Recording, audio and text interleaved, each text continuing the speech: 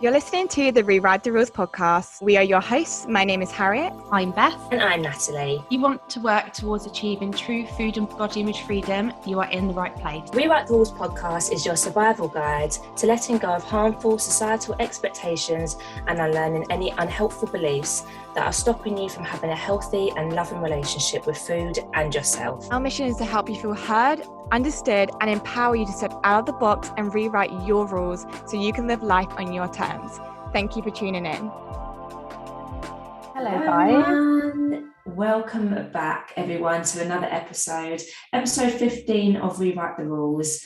As always, we really hope you're all well, and here we are back again with another topic, and this is actually by request of one of you lovely listeners today, which is amazing. And this episode we are again mixing it up for you, so we're keeping you on your toes. This is something we have collectively decided in that we're going to mix up each week with alternating hosts, and we always want to be open and honest with you listeners. The reason for this is us three, we're all about balance and sustainability and, you know, keeping in check with our mental health. Podcasting, it is a big task, and like you said on the last episode, we have our other jobs, but we so want to give you listeners amazing topics and amazing conversations, and we feel that in doing this it's just a little bit more sustainable. But please don't fear, because you're still going to have us three back once a month all together.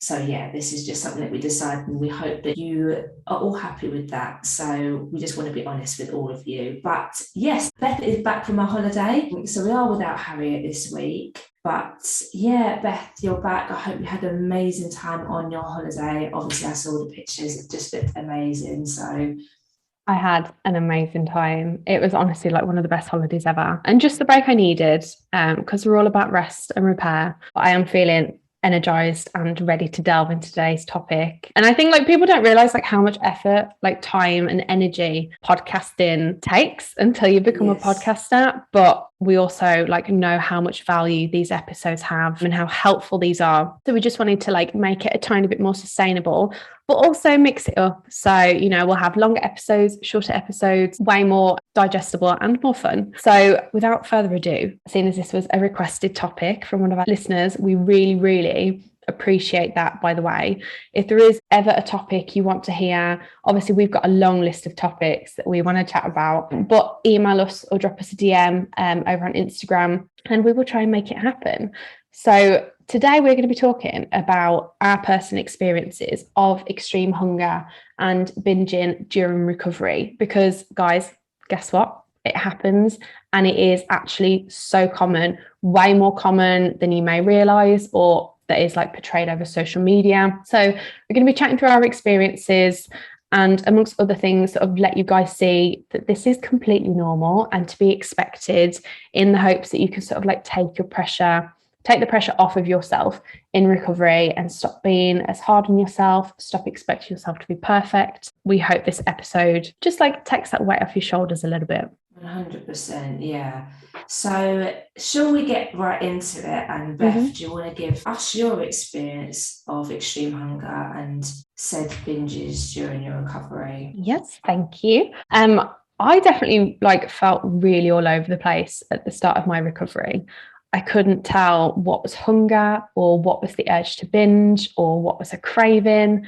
And now, obviously, like being in the position we are now, we can like look back, can't we? And know what signs to look out for, what behaviours to look out for.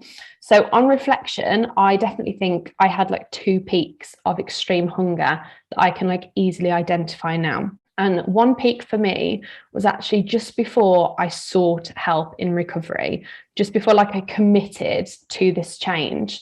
I sort of became a little bit more educated on what I was suffering with, which was binge eating, and thought, okay, everyone's telling me to eat more.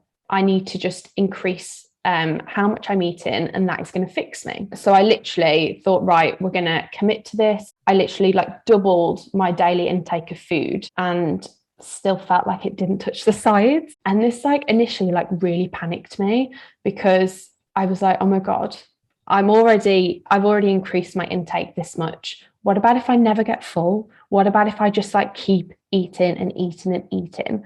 And at this point, I was so scared of like my body changing and the possibility of gaining weight. So I was just like so anxious, so worried all the time. And obviously sitting in this chair now doing this podcast, I know that recovery isn't simply just eating more. That's way too simple. There's so much more to repairing your relationship with food than simply just eating a bit more. But like my second sort of wave of what I call like extreme intense hunger definitely took the more sort of what we call the all-in approach, which if you haven't heard of that term, this concept sort of advocate eating to full satiety with no limit, not leaving the table with an ounce of hunger. So I sort of took on this approach. I didn't give it a name. I was just sort of like doing what I felt was right for my body in that moment. So I got to this stage, I got like really comfortable with the idea of my body changing in order for me to like improve my quality of life. And I'd started seeing food as equal and like remove like all moral value away from all types of foods, and then sort of started this really like liberating and sort of educational new path of just honoring my hunger and satiety, which was technically like an all-in approach when I reflect on it now. And this obviously like looks different on everyone, like extreme hunger and taking these types of approaches, it looks and feels and behaves like differently on every single person. But for me personally, it lasted a couple of months. And to like give a brief example of like what it could look like for me, you know, if I wanted like 3 takeaways in one day, I would have it. If I wanted 3 portions of pasta for tea, I'd have it. And some might hear that and think, well, is that not just binging? And the answer is no, because I was eating in a completely different way. And I think that's what sort of separates honouring your extreme hunger to binges. Because this way that I was eating now, even though it was technically still quite extreme, it was completely free of guilt. I never felt like I had to compensate. I never ate till I was painfully full. However, I'm aware that that isn't everyone's experience of extreme hunger. Some people might have like extreme mental hunger, so they do eat way past their fullness cues and might end up being severely painfully bloated and painfully full. However, that wasn't my experience. I was able to get to fullness and then stop, even though it might take me a lot to get to that fullness. But I think also it's like really common to confuse normal fullness to like the painful fullness of a binge. And I think that's maybe what puts people off from like eating more. They think, oh, if I eat to fullness, I'm going to be lying on my back with like severe tummy pains and shoulder pains and I can't move. And that's just not the reality of it. 100%. Like, I just want to comment on the fact that I think that we get so scared of bloating. Yeah. Like when you're going through anything eating disorder related, it's like bloating is the devil. Like we do not want to bloat. So it's like we're almost forcing our body not to have any reaction with foods. Yeah. When that isn't always the case. Your body isn't always going to react like that. But hey, it is okay if it reacts like that. Yeah. Oh my God. And bloating isn't scary.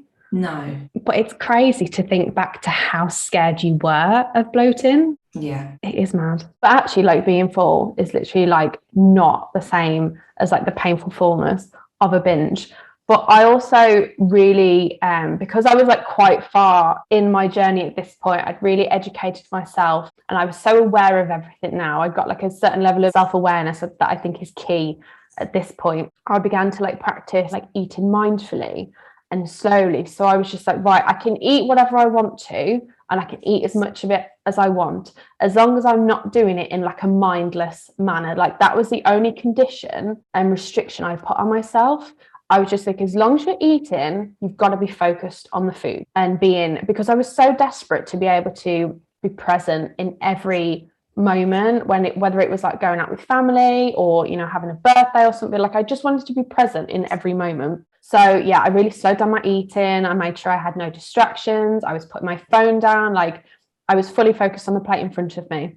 And I think that was really helpful in preventing me from getting to a place where I was painfully full, but that just worked for me personally. And yeah, after a few months of that sort of all-in approach, but also practicing the mindful eating and just like becoming more in tune with my body, and then my body like adjusting with that as well, my appetite decreased. And I'd say that I'm sort of, if I could take a guess, I'm eating at like maintenance now. Because my body initially fluctuated by a few pounds at the start, but you know, especially when you are eating, you know, 3 takeaways a day or something, like processed food, when you're eating a lot of it, it does bloat your body in ways that it may not normally. You do carry a bit more water weight compared to normal. And because I wasn't stepping on the scale either, and I wasn't particularly body checking at any level, I didn't really notice. But I'd probably say like I gained a couple of pounds in that time, and now it's come back off again. And I'm just like sitting at like a really chilled out, happy maintenance. And it's just made me realize that I kind of obviously wish that I'd started my like recovery journey earlier, because every aspect of this, like none of it has been as scary or as difficult or, you know, as drastic as like my mind made it out to be in the first place. For sure, the thought of doing it is way more scarier than the actual action and the process of it. So that's why it's just feeling the fear and just doing it anyway.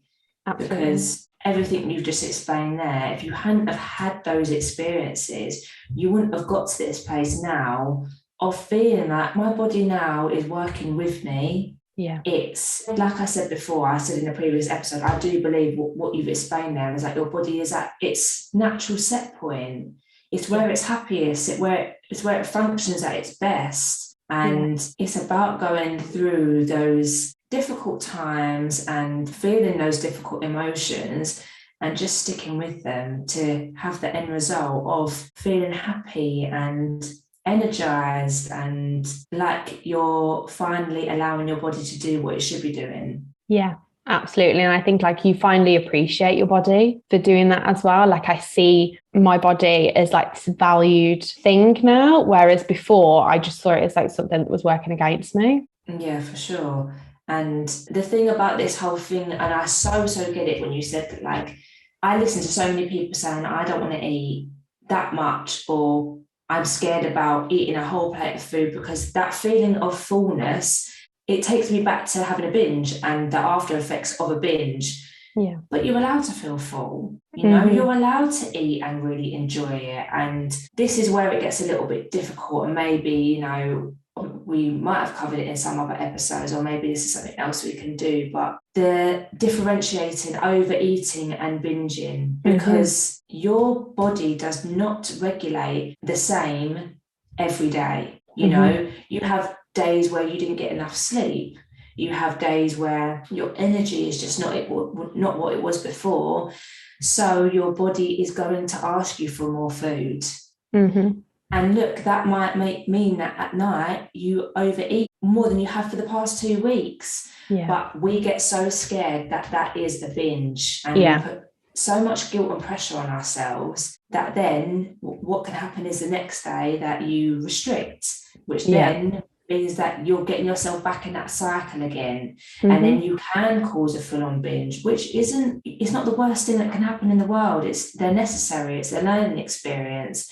But it's difficult to differentiate, don't you think, between overeating and was that a binge? Yeah, absolutely. And like even like working with clients, they'll be like, oh, I've had like an extra piece of bread tonight, I've binged. And it's just about like re-educating and like rewriting those sort of like patterns and thoughts you have to realize, no, you were just being human. You were just having an extra piece of bread. This is not a binge at all. In terms of like binging though, like I was one of those lucky people that sort of once I made a decision to like make a change and get help for this, I didn't actually experience like a binge again, which I think is like a really uncommon experience. Yeah, for sure. I don't think you ever told me that. So yeah, but it was like, I know how much that version of Beth struggled at the beginning. I know how much work I put in. So I don't want to make it sound like, oh, I never binged again and it was so easy,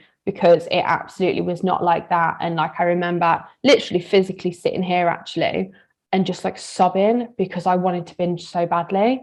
And it was like, you know, and that's why I think like support is so important, having people around you to just remind you like why you're on this journey in the first place, when you can't do it for yourself. But still, to be able to like, you know, never do it again, I am quite lucky. But then, you know, I had like definitely different phases of this like extreme hunger and other aspects of like recovering, like finding like food freedom and like repairing your relationship with food isn't just getting rid of binges. It isn't just stopping binges. There are so many other layers. And I hadn't binged for maybe 12 months, but like my body image was still the worst it's ever been, sorry. So like there's so many different layers that you have to work on. And like once you've done the one, you move on to the next one, but they all do sort of like go hand in hand.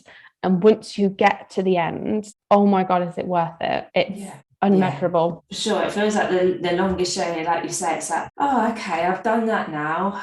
Right, now it's this. But it's about just knowing you have kept these habits, these patterns of behavior. They have grown with you over time, and probably a long time subconsciously without you even knowing.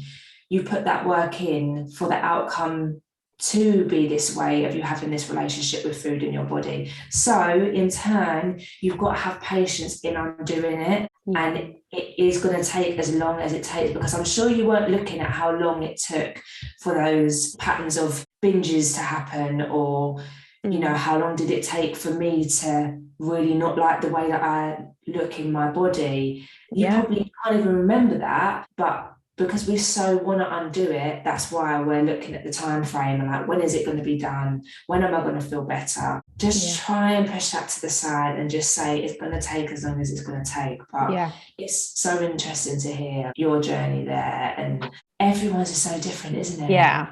Oh my God. And I think that's why it's so important that we do this podcast and we share our stories, because it's so easy to think there's just like one size fits all approach and one size fits all result, and it's going to be X amount of time, and this is, you know, how it's going to look like when you succeed. And it's just absolutely not. It's total crap. Every single person, there is not one person that I like, not two people I know, sorry, that have had similar journeys. Sorry for interrupting the episode, but we just want to give a very quick shout out to our sponsors, us. If you're loving this episode and the podcast so far and want to support this podcast further, then head to the link in the show notes and show your appreciation by donating us a coffee. We'd massively appreciate it. There are also other ways to support us for free, like dropping us a rating and review on whatever platform you're currently listening to us on. If you're watching us on YouTube, then please like and subscribe. And you can, of course, follow us on Instagram. It's at Rewrite the Rules Pod, and share our podcast with anyone that you think will love it. We do all offer our own coaching and therapy packages if you would like to work with any of us. All links to those and more info are all once again in the show notes. Now let's get back to the podcast. So, yeah, but tell me about your experience. Yeah, so it feels like a massive jumble in my head. So I'm going to try and lay it out as strategically as I can. But I think it's important to say that we all are. I was so scared. It took me 3 years to come to the decision that the only way that I'm going to heal myself is I have to eat more. But when I started my recovery, I think I was almost a bit delusional in the fact that I was eating enough for me, but I wasn't. So I went with a sort of said weight loss group, which had a different sort of approach. Like, is it like ethos kind of thing? Like like mentality they advocated that basically if you join them, they could teach you a new way of eating, which was including all food groups, knowing that you can eat carbs, knowing that you can have foods that you love, and relearning how to eat, which is what I felt I needed, because I didn't eat carbs. I didn't eat sweet things that I loved. I know you said treats then. They're not treats, they're things that you like. And then I felt it really helped me, like really, really helped me. And I had a best friend and she'd done the same, and her relationship with food was like amazing. I was like, oh my God, like I need to do this. And it did really help me. But then in the end, what happened was that was still giving me a measure on how much food I could eat, because it was this weight loss group and you had points, and you had a certain amount of points that you could eat a day. So what would happen is I would go to this weigh-in, which then I was still quite focused on how I looked. But people would also look at me like, why the fuck are you here? Like, all the women would be like, why are you here? Like, you don't need to lose weight. And it was confusing me in my head, because I was like, I'm here because I'm trying to heal my relationship with food. So I don't really know why I'm stepping on a scale, but I'm just doing it anyway because I want to heal my relationship with food. And I feel like it is working. But then what I would do was I would go home and we'd have these weigh-ins, right? And we would try and go in the morning, because I got in this cycle of, but if I go in the evening, I'm going to have eaten throughout the day, and then I'm not going to weigh. This is mad that I'm actually saying this right now. It's not even crazy though. I used to know a lady who did, I don't know whether it was the exact same group, but it was the same routine. And they would specifically pick days of the week that were like furthest away from the weekend, because they knew they were going to overeat on the weekends. They had time to work it off. But also, if she had to have it on the evening, she'd be like, I'm not drinking any water today. I'm not having any food today. I'll eat after I've had my weigh-in. And these weigh-ins like would sometimes be like, 6-7 o'clock on the evening. She was like, I'm not eating today. I'm just going to have a bag of Quavers for my lunch and that's it. And I'm like, you crazy lady. But that's you crazy girl. Yeah, that is such a common mentality that I bet a lot of people, not just you, a lot of people there did as well. 100%. And this is where I got confused, because I felt like I was creating these really healthy habits and a relationship with food in the week. And it would come to this day of weighing, but then I changed my weigh into the morning because I felt better, because then I felt like I could feel free and I can eat. But what would happen is I would come home and then I'd have a binge. Mm-hmm. Like, I would have a binge. And I found that difficult because the binges made me feel extreme guilt, because again, I didn't have anyone around me that was going through anything like this. So I felt like I should be stopping these binges. Like, they shouldn't still be happening. And then also it got me in the point of, because I had a measurement on how much food I could eat, my thing was brunches. Like, I loved a brunch, but I would never allow myself to have them. Mm-hmm. So because these foods were things in which I wouldn't normally eat, and I had a measure on how much food I could eat, or certain foods, when I go out for a brunch, I would restrict beforehand, but unknowingly doing it. I wasn't really forcibly doing it. I was just thinking, I know I'm going to eat more now. So then that was still in my head. I was still labeling foods, even though I thought I wasn't doing it. And it was very subconscious to me, because I felt like, but I'm doing the work. I'm eating foods in which I wasn't allowing before. Why am I still having these binges? And they were obviously there because I had things to learn, and in the end, I came away from this weight loss group because scale, weight, I didn't want to focus on that anymore. Yeah. And, I'm not ashamed to admit that I did that in the beginning, because, it's just something that we do, and we're trying to find coping mechanisms, and we're trying to find things that work. But after that, I was like, right, I'm going to allow as much foods as I want, or I'm going to allow myself to eat when I want to, because I'd eaten in a really structured way as well. So it was almost like, I don't know how to come away from that. I don't know how to eat a different lunch. And then came this hunger, and I was like, what the hell? I'm eating more than I ever have done before, but why am I still so hungry? Yeah. I couldn't wrap my head around it. And I won't go too much into detail of that, because there obviously is reasons as to why, we feel that way. But I was just hungry all the time, and I felt like almost no matter how much I ate, I couldn't feel fullness. I wasn't satisfied. I could always have more. And then again, I went through stages of different things happening. So I felt like that kind of healed, and I felt like I was eating more. And then I do dance shows, so at Christmas time, and it's a massive impact on your body, on everything. And where I haven't been dancing for a long time, or I haven't been in that world, and I only ever really do it at Christmas now, I was thrust into this world and wearing costumes and being on stage, and immediately that put pressure on me. And this was in my recovery time. And again, that knocked me back, and I started binging again. I started binging again because I wasn't eating near enough what I needed to do. Some days I was doing 3 shows a day. I was getting to the theatre at 10 in the morning, leaving and going to bed at 12 at night, doing it all over again. They're like 2-hour shows, and my body was not being given the nutrients in which it needed. So then again, what I would do is people would go out of the change room. There was food all around. I would binge. I would go home and I would binge because I just wasn't eating enough. And I thought I was, but I wasn't. Then Christmas came after that. And I remember my mum, she always writes on my little Christmas like bag of presents. She always writes, or she always used to write, please, you're not on a diet today, enjoy your food. How fucking sad is that? Like, I wish I kept those tags. And I remember I'm going to take this on board this year, but sweets are my thing, like they are my thing. And she bought me this big jar. And I remember I went upstairs and like, I just went to town on them. And then I stopped myself and I was like, right, this is it. This is the time. Like, you need to say, this isn't good or bad food.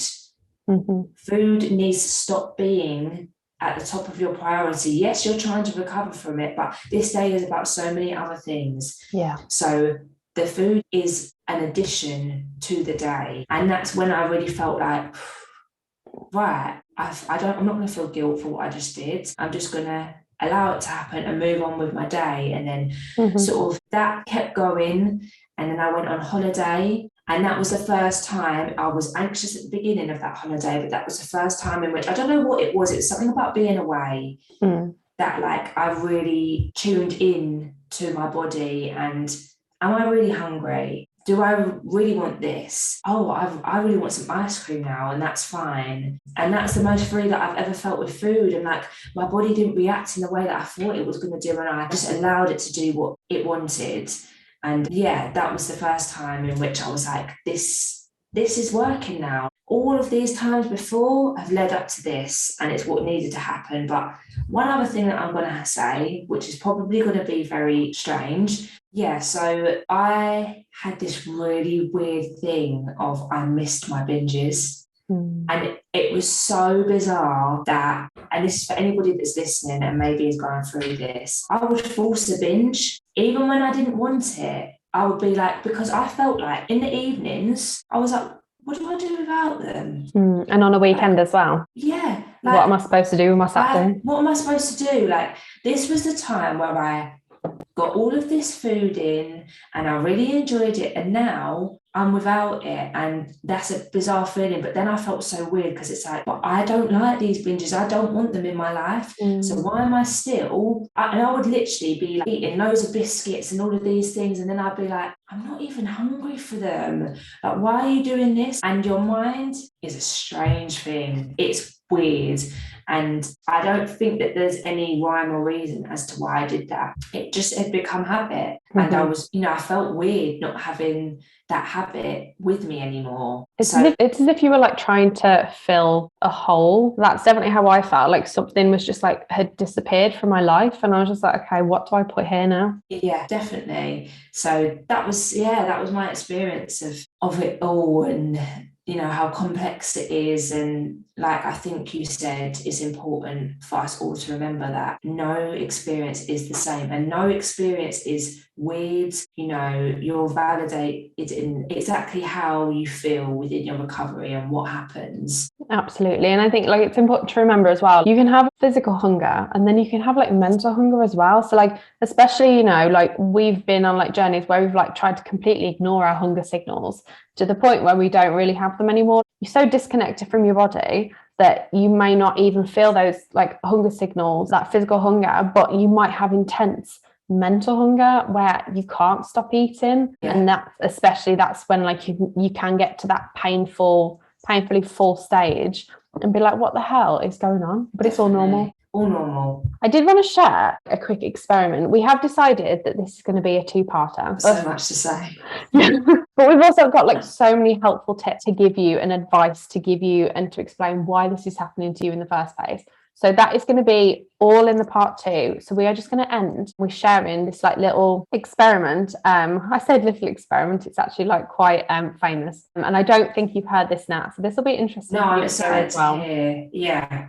But I hope this sort of like validates other people's experiences to know, actually, this is like backed by science. The reason we behave like this isn't just an us problem, and that this can actually be like predicted. So it's called the Minnesota Starvation Experiment. And this was a controlled experiment showing how the body reacts to starvation and how we sort of react when we restrict. This is like a much more in-depth, interesting, massive study. There is like so many bits and bobs to it. But to like try and give you the basics. The basics, to starve and then refeed 36 male participants and then evaluate the effects and like what happens to them. So for the first 3 months, they all ate 3,200 calories a day. And then the following 6 months, they were restricted to around 1,570 calories a day. This was altered slightly for each person because obviously, you know, you've got different heights, you've got different metabolisms, everything. But overall, all of the participants were able to lose around 25% of their body weight, which is obviously a hell of a lot. And then they had 3 months of restricted rehabilitation, which so they like upped their calories to around 2,000 to 3,000 calories each. Once again, this was like altered to the individual. So they've gone through that. And then there was an 8-week unrestricted rehabilitation period where they could essentially go wild. They told them, like, as long as you like log in what you're eating and tell us what you're eating, eat whatever you want to.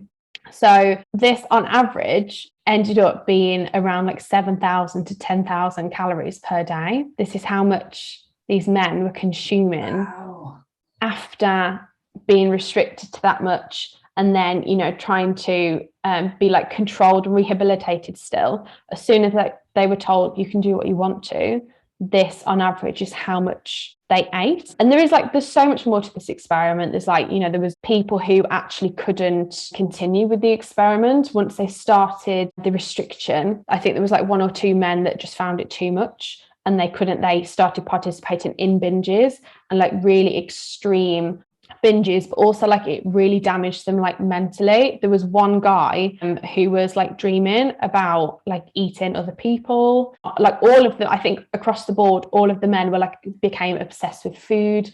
They lost interest in, like, I don't know, if you love football, they lost interest in football. Like they had no interest in romance or sex with their partners. Like they had no interest in anything other than food. And that I think some of them I read actually would just like sit and read recipe books just to like look at the pictures of the food. So there's so much more to this experiment, and I'd really recommend going and actually like reading it for yourself because I just thought it was so interesting. But I think this is like such a powerful and quick thing for people to hear, that actually like we can say, oh, extreme hunger is like a normal biological response, like, oh, it's normal, guys. And I feel like it might not have like as hard of an impact. Like instead of me actually showing you, look, they've done studies.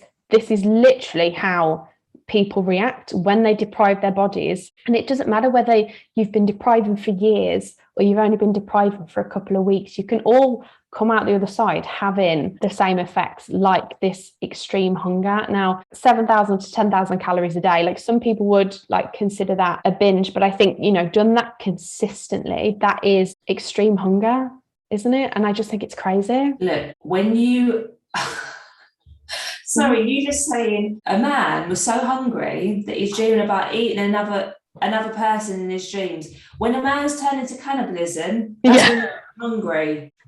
Yeah.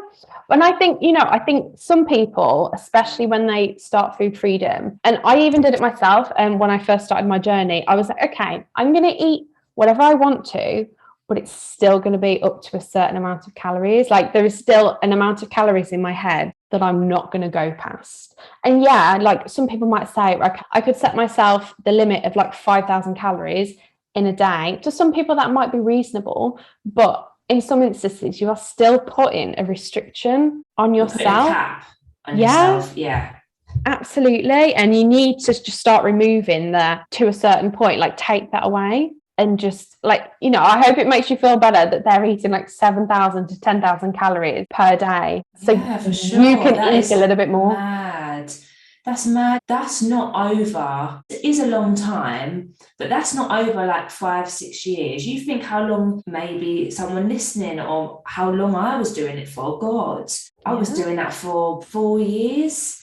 when you're doing that over 4 years, and these people are doing that for not even that amount of time, it goes to show, look guys, extreme hunger is a thing. It is okay. But as we said in our next episode, we are going to be going into why you would be feeling extreme hunger, why you may still be having binges, and giving you tips on these. And Harriet will be back with us as well, so she'll be giving her opinion. But it was amazing listening to your experience then, you know, as difficult as they are, and as difficult as they were for us at the time. I think it's so nice to hear your experience and my experience, and for other people to hear them, to hear that just everyone's is different, but it's okay to feel this way.